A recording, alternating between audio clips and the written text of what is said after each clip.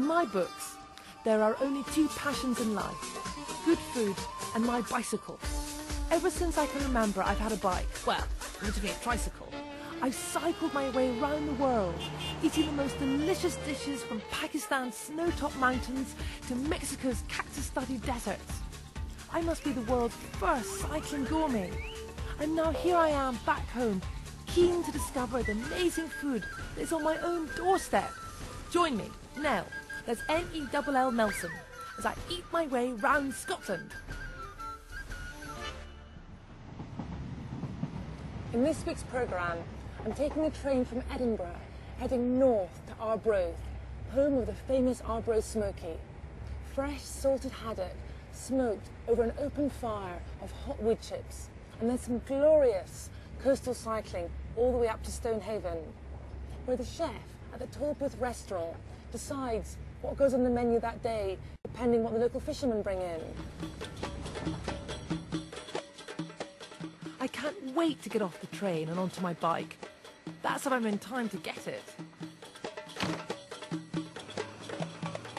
Arbroath is famous for its abbey, where the Declaration of Independence was signed. But now its most recent claim to fame is the Arbroath smoky, which is still smoked in the traditional way in small smokeries around the harbour. In the morning, the air is thick with a fantastic aroma of smoking fish. I've arranged to meet local fish merchant and occasional cyclist Bob Spink, who campaigned to get the Arbroath smoky officially recognised in Europe and beyond. Hello, Bob. Hello, Nell. How are you? So, Bob, you're quite a bit of a campaigner, and one of your campaigns has been Arbroath smokies. Yes, I've been campaigning for Arbroath smokies all my life, I think, in one way or another, and that's what led me into the PGI.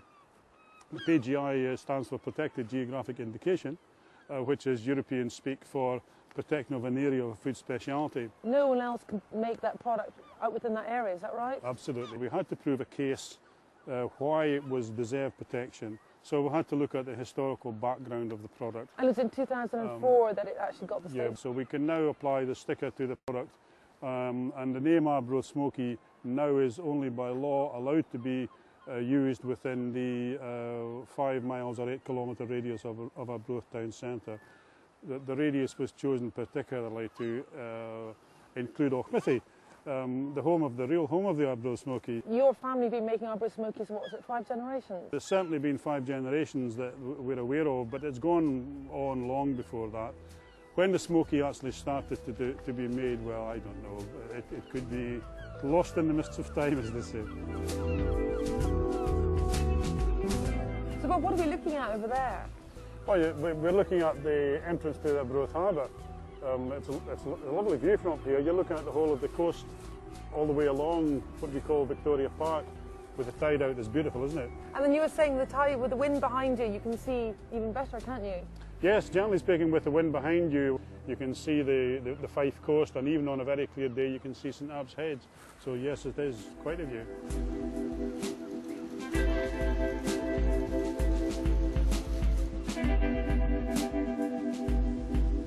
Bob's going to introduce me to his son Ian, who specialises in smoking the Arbroath smoky in the traditional way over barrels.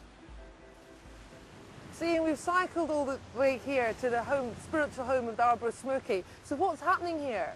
Well, about to cook Arbroath smokies in the traditional way, which involves a hardwood log fire set within an old whisky barrel.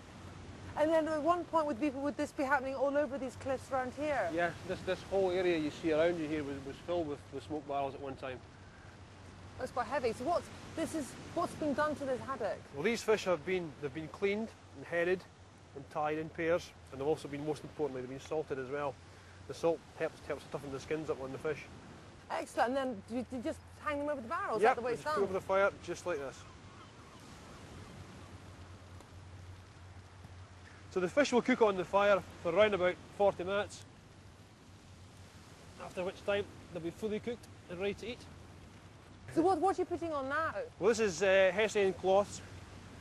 And what's the hessian? Does that just stop what's that do? This dampens down the flames, restricts the amount of oxygen that goes into the fire, and keeps all the heat in.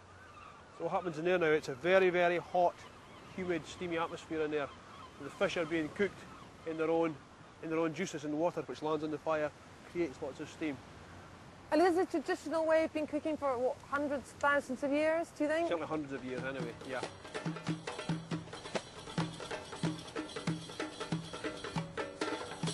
So they've been smoking for what, about 20 minutes? Yes, about 20-25 minutes, yep. And what are you going to do now? Well, the barrel never ever smokes evenly. It always burns better on one side than the other. So, about this time, I take them all off, turn them round, and put them back on again. And that way, it ensures they get an even cook. And then what kind of wood is it? It's oak and beech mostly I use. You can use pretty much any hardwood, but mostly oak and beech that I use. And that's what gives it its flavour? Yeah. And I'm looking forward, how much longer have we got? Hopefully about sort of 15 minutes for these ones. So cook for 40 minutes in a moderate oven, and this is then finished, is That's it? them ready now, yep. Slowly hot smoked. Oh wow, they look amazing. So are they ready to eat now? These are ready to eat now, and quite the best way to eat an Arbroath smoky is straight off the fire. I can't wait. I've been waiting for this. Right, Yes, there's some paper excellent. for you and a napkin. Excellent. Okay, what I'll do here is, I'll give the fish a gentle squeeze down the length of the body, which separates the flesh from the bone. And I'll just break the skin all the way down to the tail. Fish it on top of your hand there, and we'll just, hopefully, fall apart before you. So you've cooked it on the bone? Cooked it on the bone, and then the whole backbone just comes out Oh, so easy. just like that. Oh wow. Oh, it's fantastic. You see all the flesh is perfectly cooked. I've never tasted such succulent, rich fish. It falls off the bone, almost at my command.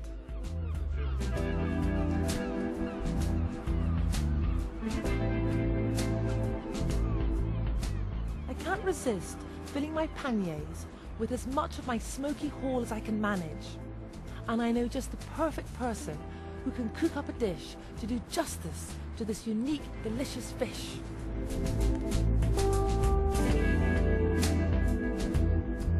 Just up the hill at Arbroath village is the Button Ben, and Margaret Horn, the owner, has been creating amazing meals with Arbroath Smokies all her life. And I can't wait to meet her and see what she can create with my fish.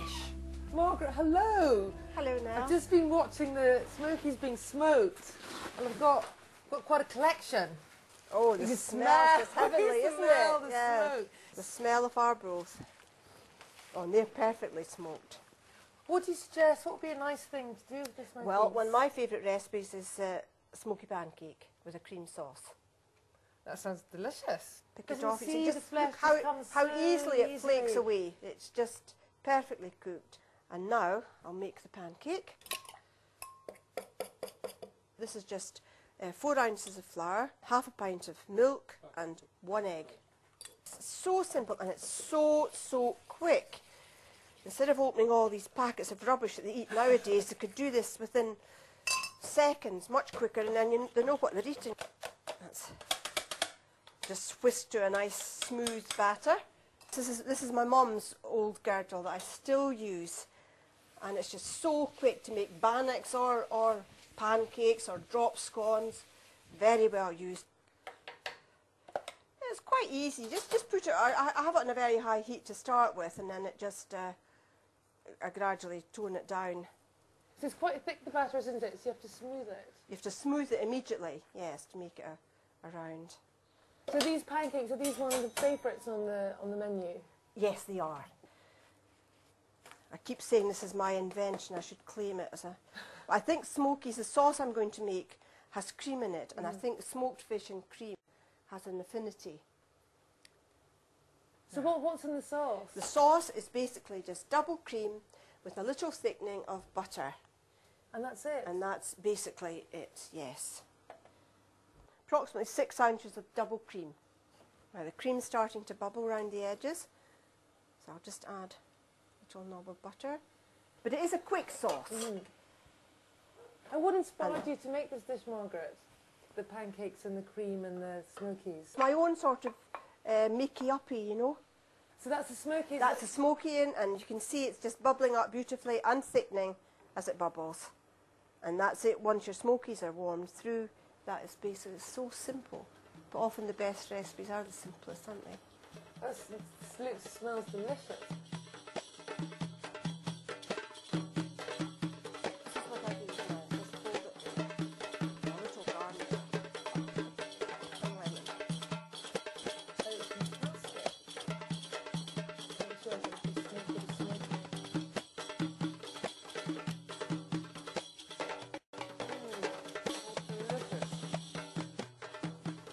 fill up my smoky with a cream sauce and a pancake. I'm now just like, it's lovely. Thank you.